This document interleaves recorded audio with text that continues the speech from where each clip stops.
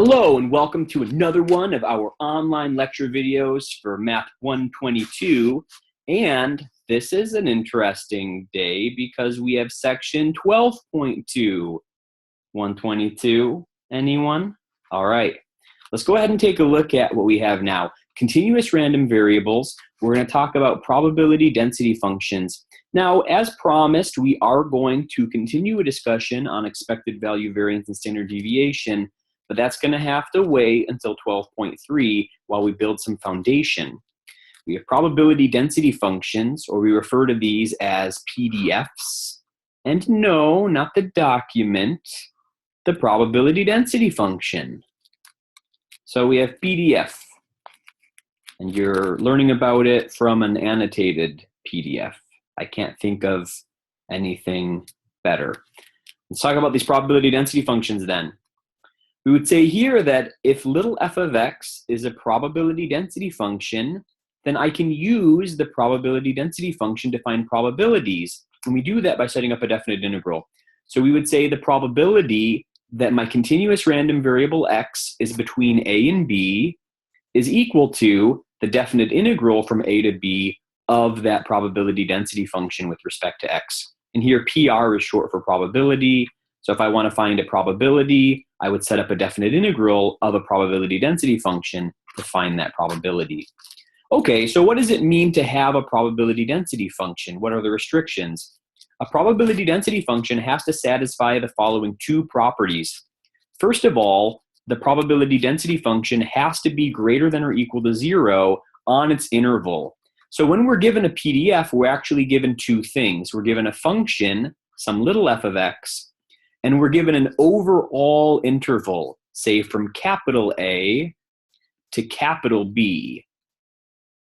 And I would need to make sure these two conditions are true. The first condition is I need my function to be positive or 0 on the interval from capital A to capital B. And really what this means is it has to be non-negative. And let's think about this in context of probabilities. Probabilities are likelihoods that certain outcomes happen. And that's either going to happen with some positive probability or 0, right? Probabilities have to really be sort of between, 0 and 1, we would say. 0 meaning it never happens, 1 meaning it's definitely happening, and anything in between to talk about the probability, right? So that's the idea at least. And we're not allowed to have negative probabilities. So if my probability density function is in fact a probability density function, it's not allowed to assume any negative values on its interval. So we restrict it to this interval, and we say if I look at it on that interval, it has to be either positive or 0 at every point on that interval. The second condition is that if I integrate my PDF over its interval from capital A to capital B, this should give me 1. And think about this again like what we were doing last time with probabilities. The idea is that if I'm using the PDF to tell me probabilities, if I integrate it over its region, it should integrate in its entirety to give me 1, meaning all the probabilities are there. And this would be sort of like when we build a probability table in 12.1, how we could go to all the probabilities and add them all up and show that adding them all up gives us 1. And that's sort of the idea, is that I need to make sure that I haven't missed anything or left anything out. So my integration of my PDF over its interval from capital A to capital B should give me 1. Those are the two things I have to check. Let's go ahead and see some examples of this. I want to verify that the following is a probability density function. Here I have f of x is 1 over 18 times x, and x is from 0 to 6, including 0, including 6. Before I can, say it's a PDF, I have to check these two conditions. Now, the first condition sometimes is a bit more difficult because we have to sort of talk about what's happening here. Well, my function is 1 over 18 times x, and we could say the following. Since 1 over 18 is positive, and x is in the interval from 0 to 6, that means x is either positive or 0,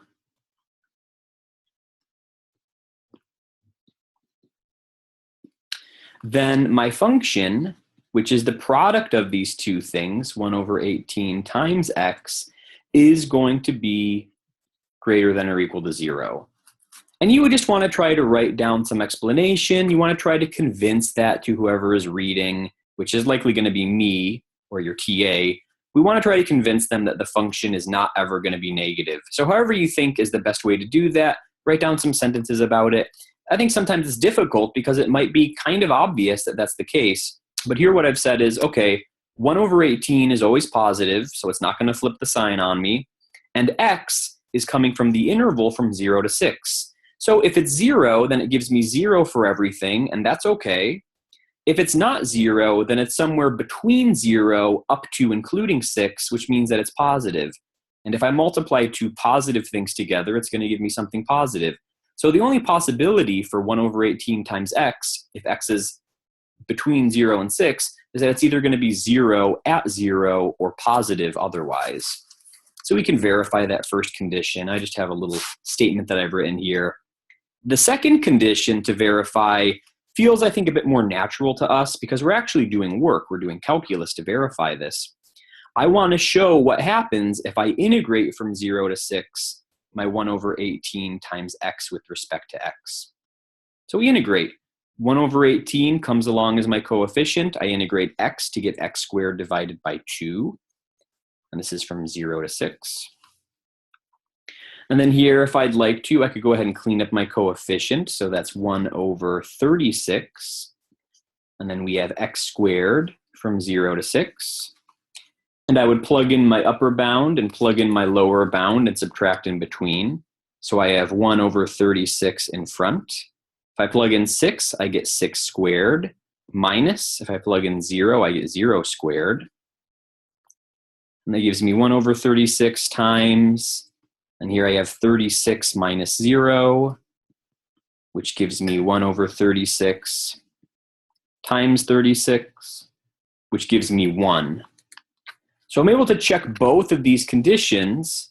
So we'd say, yes, f of x is a probability density function. Yes, it is a PDF. That both of these conditions work out. Well, okay, so what good is this then?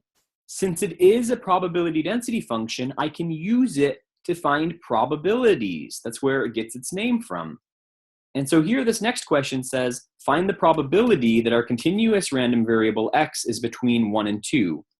Well, I use the PDF to do this. The probability that my continuous random variable x is between 1 and 2, I can set this up as a definite integral from 1 to 2 of my PDF, which is 1 over 18 times x with respect to x. It's very important to mention that I'm only able to use the PDF to find probabilities that have some range that fall between the original range of the PDF. Now, my PDF was defined from 0 to 6. So if I want to find a probability between 1 and 2, I can do that because 1 and 2 are between 0 and 6. But if it was anything outside, for example, if I wanted the probability that x was between 7 and 9, I wouldn't be able to do it because my PDF is only defined from 0 to 6. Just want to sort of clarify that. But 1 to 2 is fine. That's in the interval, so I can do this.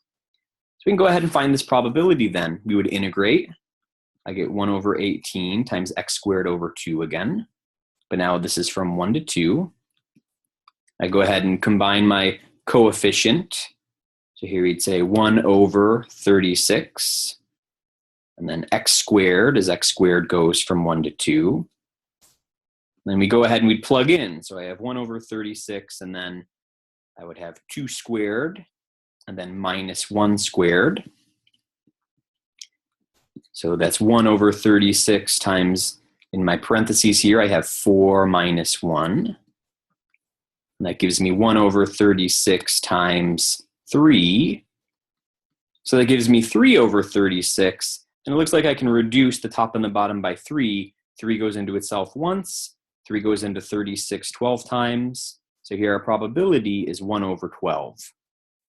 So I'd say, okay, the probability that my continuous random variable x is between 1 and 2 is just 1/12. Let's take a look at this next example. I want to verify that the following function is a PDF. And remember, I have to be given two things. I'm given a function, in this case, f of x is 1/4, and I'm given its overall interval from capital A to capital B, which is from 1 to 5.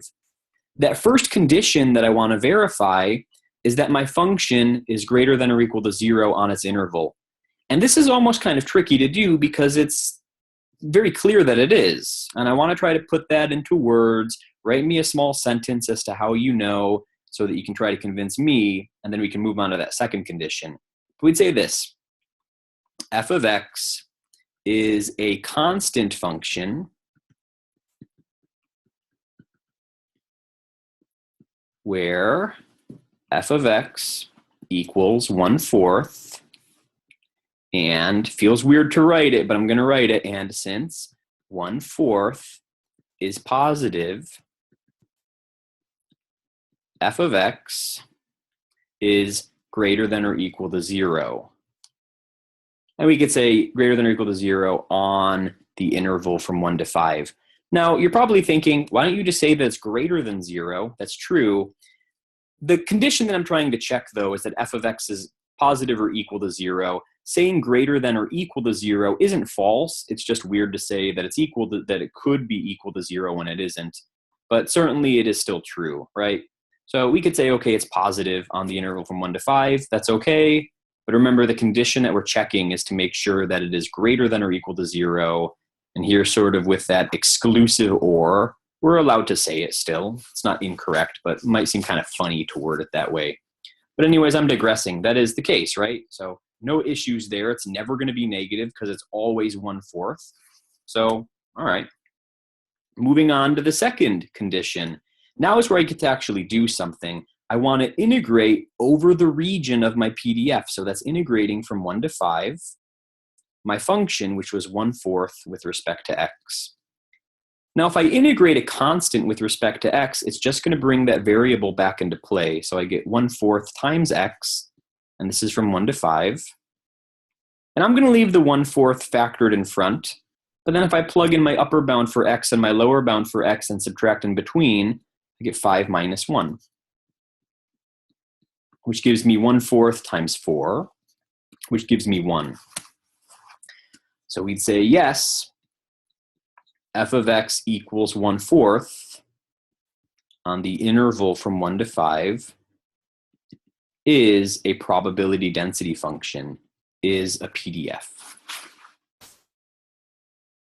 And that's good because now I can use it to find probabilities. So we'd say, now that I know it's a probability density function, I want to use it to find the probability that x is less than or equal to 3 for this example.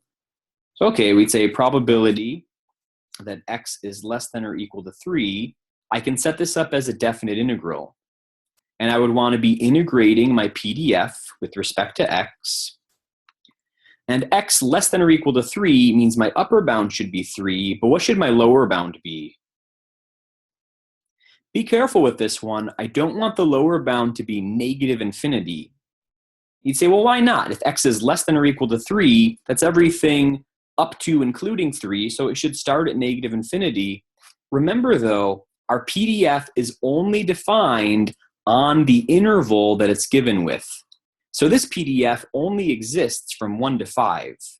So if I'm talking about less than or equal to 3, that means as far back as I can go left can only go back to 1. So I'd say, well, this only is going to have a lower bound of 1 since my PDF is only defined from 1 to 5. So everything less than 3 would actually be from 1 to 3 because I have to start it at 1 at the very lowest, right? So just something to sort of keep in mind, that interval we're given is very important, right? 1 to 5 was the original interval, so less than or equal to 3 can only go from 1 to 3. But then we can go ahead and do the calculus, right? I would integrate with respect to x, gives me 1/4 x, and that's from 1 to 3. And then I would go ahead and plug in my bounds for x, so that gives me 3 minus 1. And here this gives me 1/4 times 2, which gives me 1/2. So the probability that x is less than or equal to 3, which really means the probability that x is between 1 and 3, is actually equal to 1/2. And I think for this example, it actually makes, I think, a lot of sense, since my function was just a constant valued function. So if I draw like a little picture here, there's my x and my y-axis. We'd say, well, here my function is just 1/4, so it's just going to be this horizontal line that's defined from 1 to 5. And if I find the probability between 1 and 3, that splits the region into exactly half. Now, I don't think it's something that's intuitive to check for all of our examples, but for this example, since I have my PDF as a constant function, I think it makes a lot of sense that the probability between 1 and 3 is 50%. And then we'd also be able to show, if I wanted to, that the probability from 3 to 5 would be the remaining 50%. So kind of cool to think about. Let's take a look at this next example. Verify that the function is a probability density function. And here I have f of x equals 5x to the 4th on 0 to 1 is my interval. The first condition that I want to check, I want to make sure that this is non-negative. So we would go ahead and talk about it a bit. We would say, since 5 is positive and x to the 4th is positive or 0, right? X to the 4th has that even exponent. So if I plug in a positive number to the power of 4 is positive. If I plug in a negative number to the power of 4 is positive. The only way this would give me 0 is if I plugged 0 in. And that's actually a possibility on my interval since it starts at 0. So I could plug 0 in and get 0. But I'm okay with positive and I'm okay with 0. I just want to make sure it's not negative. We would say, well, since 5, our coefficient is positive, and x to the 4th is either positive or 0, we would say the product is never negative, which means that f of x equals 5x to the 4th is going to be greater than or equal to 0, which is what I wanted to show for that first condition. First condition is always tricky because I have to write a sentence about it and try to convince someone who's reading whatever I'm writing that that's the case. But look at it, I think it makes a lot of sense. So it might be difficult to then take something that could seem obvious to some to try to write it out in a way that would convince who's ever reading it. But we do our best. So just write me a small sentence as to why you know that, and we can go from there. Now, the second condition I want to verify actually involves some real work. I want to integrate from 0 to 1 this 5x to the 4th with respect to x. I would say, okay, 5 comes along for the ride as my coefficient. I integrate x to the 4th, gives me x to the 5th over 5, and this is from 0 to 1. And I can clean this up because here the 5's cancel, so I just have x to the 5th from 0 to 1.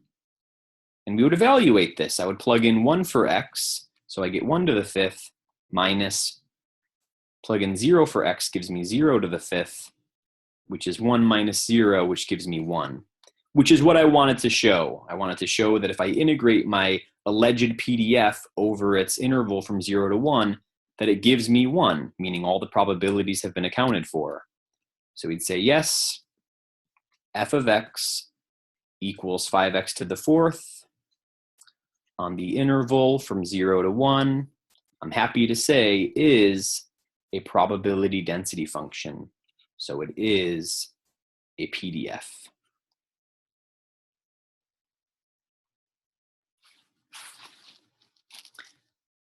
Let's take a look at this next example. This is a bit different. It says find the value for k that makes the function a valid probability density function. And here we have f of x is k times x, where x goes from 1 to 3. And k is just some constant, but I don't know what it is. Now, I'm not really going to be able to talk a lot about that first condition, but I should at least mention it because there's two things that I have to talk about in order for something to be a probability density function. Now, the first condition is that I need to make sure that my function is non-negative. Notice here that x is positive, since x is going to take on values from 1 to 3. That's the interval I was given. So x is always positive since x is between 1 and 3, or equal to 1 or equal to 3, right? So x is always going to be positive, which means that k has a lot of power to mess things up. So we'd say, well, I need to make sure that my function is never negative. So k, we can actually say this, k should be positive. If it was 0, then that would kind of kill my entire function, which would be bad for another reason, though it wouldn't disrupt this first condition necessarily. But we'd say, with this in mind, we kind of already have an idea as to what we're looking for k. K should be a positive number. If k is negative, that's going to be a big problem, right? That would mess everything up. But I don't really know what k is, so I can't really comment further here. So really, we're going to do a lot of work with the second condition. We'd say, well, what would I do to verify that it was a PDF? I would integrate the function k times x with respect to x over its region from 1 to 3. And if it is a PDF, this should be equal to 1. So I want to sort of use that, and I'm sort of, trying to use that result to sort of sleuth backwards and find out what k should be. All right, well, let's get to work here because I can integrate. K comes along as my coefficient. If I integrate x, it gives me x squared divided by 2, and this is from 1 to 3. And now I can go ahead and evaluate. So I would say, all right, I'm going to leave k in front as my coefficient. And then if I plug in 3 for x, I get 3 squared over 2 minus. If I plug in 1 for x, I get 1 squared over 2. And so this gives me k times, now I have 9 over 2 minus 1 over 2. We keep going with this a bit. So here I have k times 9 over 2 minus 1 over 2 gives me 8 over 2, or this gives me k times 4. But remember we said earlier, we said if this is a PDF, I would do this integration, and I would want the second condition to be true, meaning that this would have to be equal to 1. Well, I don't know what k is, but in order to solve for k, I'd say, well, I want this result, k times 4, to be equal to 1. And then using that, I would solve for k. So here we would divide both sides by 4 and say that k should be equal to 1/4. Which is good because I said earlier that k should be positive, and I see now that it is. So I've fixed this up. Now it is, in fact, a probability density function. We'd say f of x should be equal to k times x, but k should be 1/4. 1/4 times x, and then on the interval from 1 to 3, and this is now a probability density function. So we had to solve for k, and now I'd say, well, okay, and so now this meets those two conditions, so it is a probability density function now. K should be 1/4. We got a similar example here. It says find the value for k that makes the function a valid probability density function. And here we have k times x squared times in parentheses 1 minus x. And that's on the interval from 0 to 1. Now, if I'm talking about this first condition to start, I can only say so many things about it. I want you to notice x squared is positive or 0. It's positive because it has that even exponent. So if I plug in anything that's either a positive number or a negative number, x squared is going to be positive. However, if I plug in 0, 0 squared would actually give me 0. But that's okay because I want to make sure that it's not negative, and x squared is not negative. What about 1 minus x? I can say something similar here. I'm going to be plugging in values that are either 0, 1, or in between. If I plug in 0 for x, 1 minus 0 is 1, which is positive. If I plug in 1 for x, 1 minus 1 gives me 0, which is still okay. And anything in between, like 1/3 or 1/2 or 2/3, 1 minus 1/3, 1 minus 1/2, 1 minus 2/3, et cetera, will be positive. So I could actually say the same thing, that 1 minus x is positive or 0. So none of the pieces that I have here that I know exactly what they are specifically, none of those pieces are negative, right? They're either 0 or positive, which means that k better be positive. If k was negative, that would ruin everything. So we could say here k should be a positive number. Which means that now I want to turn my attention to the second condition where we're actually doing the integration. To do the integration here, I would really recommend distributing the x squared in. So we'd say, okay, here I want to integrate from 0 to 1, k times x squared times 1 minus x in parentheses with respect to x. And here, I can write this in the following way. I could say the integral from 0 to 1, k is in front, but then distribute x squared in. So x squared times 1 is x squared, minus x squared times x is x cubed with respect to x. And that's going to make it a lot easier to integrate for what we're about to do next. So we'd say, okay, k is still in front. If I integrate x squared with respect to x, gives me x cubed over 3, minus, if I integrate x cubed, gives me x to the 4th divided by 4. And then this is from 0 to 1. And now I can evaluate, right? So k is still in front. If I plug in 1 for x, I get 1 cubed over 3 minus 1 to the 4th over 4. Close my parentheses there. And then I subtract away from this. If I plug in 0 for x, I get 0 cubed over 3 minus 0 to the 4th over 4. I can close everything up there. And I can keep working with this now. So we'd say k times 1 cubed is 1, so I get 1 over 3 minus 1 to the 4th is 1, so that's 1 over 4. And then minus, here 0 cubed is 0, 0 divided by 3 is 0, 0 to the 4th is 0, 0 divided by 4 is 0, 0 minus 0 is 0. So all that lower bound evaluation gives me is just 0. And then now I can try to get a common denominator, right? So I'd say k times 1 over 3 multiplied by 4 over 4 gives me 4 over 12 minus 1 over 4, multiply this by 3 over 3, gives me 3 over 12. So I'd say, okay, this gives me k times 4/12 minus 3/12 gives me 1 over 12. So what should k be? Remember, for the second condition to work out, I should be able to integrate my PDF over its interval, and that should be equal to 1. So I use that desired end result to help me find what k should be. I want k times 1 over 12 to give me 1. Well, then that means that k would have to be equal to 12. So k should be equal to 12. And now I can actually say what my PDF is. So I got the space here to do it. And we'd say f of x equals k, which is 12, times x squared times 1 minus x on the interval from 0 to 1 is a valid probability density function. And remember we said earlier k should be positive, so we got what we wanted, right? K is positive 12. We're now going to take a look at cumulative distribution functions. And here I want to talk a bit about what these are.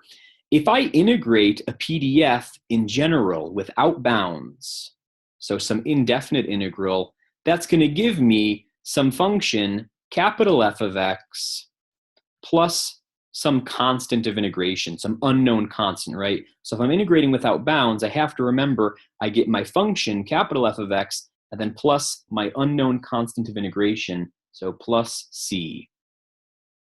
Now, since I was given some PDF, some function little f of x on some interval from capital A to capital B, that overall interval, we would want to next do the following. We would want to solve for c, and we can solve for c in one of two different ways. The first way that we could do this is if I plug capital A in, we would say capital F at capital A plus c should be equal to 0. Or the other way that I could do this is I could plug capital B into my function, so capital F and then plugging in capital B plus my unknown constant C, and saying this should be equal to 1. Now, I shouldn't do this two different ways unless I'm checking my work, so it's one or the other, but let me talk about what's happening here. How is a cumulative distribution function different than a probability density function? I like to think of it this way. The cumulative distribution function, and think of that word cumulative, it accumulates probabilities. So my cumulative distribution function, I like to imagine my CDF has a little basket. And in that basket, it's going to walk from capital A to capital B and pick up probabilities and put them in the basket and hold on to them. So if it starts at capital A, and I plug capital A into that function, it hasn't started that process yet. So there's no probabilities in the basket yet because it's just starting that journey, which is why we would say, okay, plug capital A in and then set capital F at capital A plus C equal to 0 because it doesn't have anything in the basket yet, nothing in the probability basket. However, if it makes that entire journey walking from capital A to capital B, picking up probabilities, putting in its probability basket, I guess I sort of think of a cumulative distribution function like the Easter Bunny, I think. But once it gets to the very end at capital B, that should have all the probabilities in the basket. It collected all of them and kept them in the basket, which is why we say plugging capital B in, we should have capital F at capital B plus C equals 1. And these are two different ways that we would solve for the cumulative distribution function. Now, I want to leave some space for how we can talk about finding probabilities with the CDF, but let's go ahead and talk about that later. We'll see an example first of building a cumulative distribution function, or we call these the CDF for cumulative distribution function instead of probability density function. So here I'm given a PDF and I'm asked to compute the cumulative distribution function corresponding to the density function. Here I'm given f of x is 1/2 times in parentheses 3 minus x from 1 to 3. So here remember this interval that I'm given with my PDF is from capital A to capital B. But to start, to build my cumulative distribution function, I want to integrate my PDF. So I integrate this 1/2 times 3 minus x with respect to x. So here 1/2 comes along as my coefficient. If I integrate 3 with respect to x, it gives me 3x. Minus, if I integrate x with respect to x, I get x squared over 2.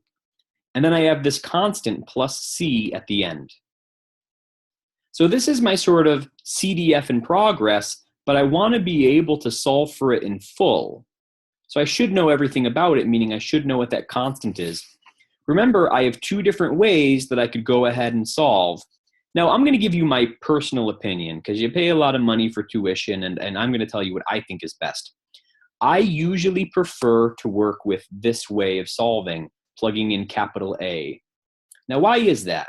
Well, there's a couple reasons here. I like working with 0 the most. So if I can set something equal to 0, that's always going to be a preference for me. Otherwise, the interval from capital A to capital B, most likely capital A is a smaller number than capital B. At least we'd say always going to be that way, but when I say most likely, I mean most likely in magnitude as well. So I'd say, okay, I like working with smaller numbers, and I like setting things equal to 0, so that would be my preference. But I could use this other, maybe for some reason, plugging in that other value is going to be nicer with the function, then I have this other option available. Just sort of keep that in mind. But so what I'm saying is, if I take my result here, which is kind of unfinished, and if I plug capital A in, which is 1, and set it equal to 0, I can solve for my constant that way. So it's a 1/2 times in parentheses. Now I'm going to plug in 1 for x. That's 3 times 1, minus 1 squared over 2, and then plus my constant c, and this should be equal to 0. Well, what does this give me? So we'd say here I have 1/2 in front. 3 times 1 is 3, and then minus 1 squared is 1, so I have 1 over 2, and then plus my constant c equals 0. I can get a common denominator, so I have 1/2, and 3, that's really 6 divided by 2, minus 1/2, plus c equals 0. So I have 1/2 in front. 6 over 2 minus 1 over 2 gives me 5 over 2, plus c equals 0. And then multiplying this together, 1 times 5 gives me 5, over 2 times 2 gives me 4, so 5/4 plus c equals 0, which means that c should be equal to negative 5/4 if I just subtract it over. So mystery solved, right? Now I know everything about the CDF, that my constant of integration should be negative 5/4. So I can go back here and fix it. I could say my CDF is 1/2 times, in parentheses, 3x minus x squared over 2, and then minus 5/4. And this is my CDF. I know everything about it. This is the complete description of my cumulative distribution function. And I would be done with the problem here. But just for the sake of example, let me show what would happen if we had solved for our unknown constant using this other approach, plugging in capital B for x and setting everything equal to 1 instead. So now I go back here to my CDF in progress, and now I'm going to plug in capital B, which was 3. So that's 1/2, and then in parentheses I have 3 times 3 minus 3 squared over 2, and then plus my constant c, and then we're saying this should be equal to 1. Well, let's see what this gives me. I have 1/2 in front. 3 times 3 is 9, minus 3 squared over 2 is 9/2, plus my constant c equals 1. Get a common denominator, little com-denom action. So 1/2 is in front. 9 is 18/2, right? Minus 9/2, plus my constant c equals 1. And then I can go ahead and subtract those. So I'd say 1/2, in my parentheses, 18/2 minus 9/2 gives me 9/2, plus c equals 1. I can multiply this out. 1 times 9 gives me 9, over 2 times 2 is 4, plus c equals 1.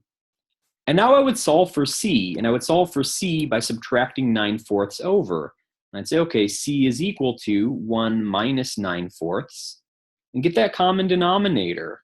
So that's 4/4 instead of 1, minus 9/4, which gives me, 4 minus 9 gives me negative 5/4. It's the same value. Of course it should be.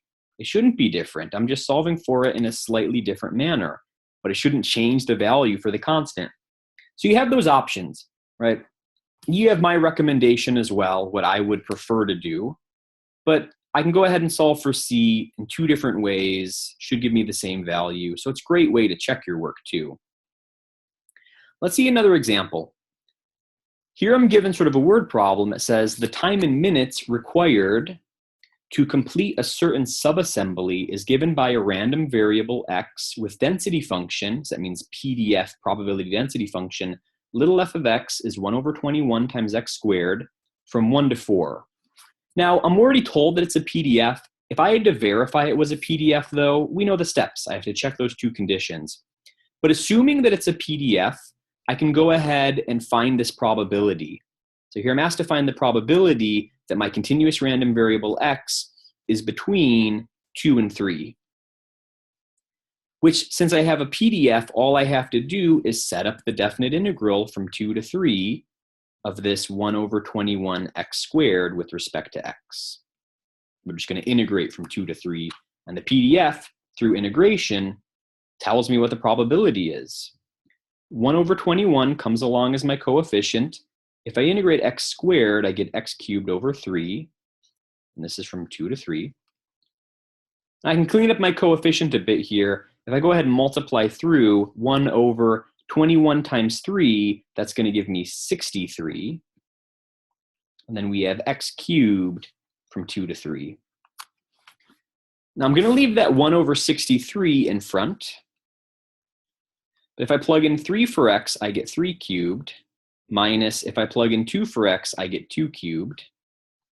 I can say, okay, that's 1/63 times, in my brackets, 3 cubed, what is that? That's like 27. Minus 2 cubed, that's 8. So I get 1/63 times 27 minus 8, that's going to give me 19. So we'd say here the probability that we get is 19 divided by 63. And that is some, reasonable probability. It's between 0 and 1, so it makes sense that it would be a probability. And remember, for a PDF, a probability density function, we find probabilities just by setting up a definite integral. I wanted the probability from 2 to 3, so I integrated my PDF from 2 to 3. That's it. The next question, though, says, find the corresponding cumulative distribution function, capital F of x. So to do this, I want to integrate my function without bounds. So I'm just integrating the 1 over 21 x squared with respect to x. And this should be familiar because we kind of just did the integration. 1 over 21 comes along, I integrate x squared, gives me x cubed over 3, but then now I have this unknown constant plus c. And if I want to clean this up a little bit more, I could say, all right, so this gives me, if I multiply this out, I have x cubed divided by 63 plus my constant c. But now I want to solve for my constant c. Remember, the PDF is always given with its own interval. And that's from A to B. So capital A is 1, and capital B is 4. So depending on which one of those methods I want to use, I would either plug in 1 into everything and set it equal to 0, or plug 4 in for x into everything and set it equal to 1. You know what my preference is. I like working with the smaller number and setting it equal to 0. So what I'm going to do is I'm going to plug 1 in, so that gives me 1 cubed over 63 plus my constant c, and then that should be equal to 0. So what does this look like? What does this give me? Well, 1 cubed is 1, so I have 1 over 63 plus my constant c equals 0, which means that c should be equal to negative 1 over 63. And I could solve for it using the other approach, and it would give me the same value. But now that I know what c is, I can write out what my cumulative distribution function is. This is x cubed divided by 63, and then plus negative 1 over 63. And I know sometimes you don't like it if I write plus a negative number, so if you just want a subtraction symbol between, go right ahead. But here I have x cubed over 63 minus 1 over 63, or I've written x cubed over 63 plus negative 1 over 63. Now the CDF still has the same interval as the original PDF did, and that interval was from 1 to 4. So I could mention that too. We'd say here, let me actually name my CDF. We give it a name, we call it, if we give it a name, we call it capital F of x. So there's my CDF, my cumulative distribution function, and that's from 1 to 4. So we have our CDF, remember that refers to cumulative distribution function, or I like to think sometimes it refers to Corey distribution function.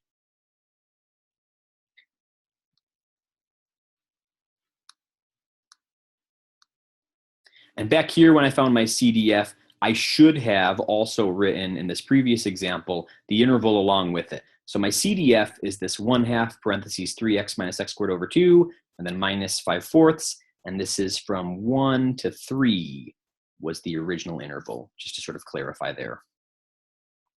Now I have this last example, which is actually asking me to do something that I've already done. It says now use the CDF, the cumulative distribution function, to find the probability that x is between 2 and 3.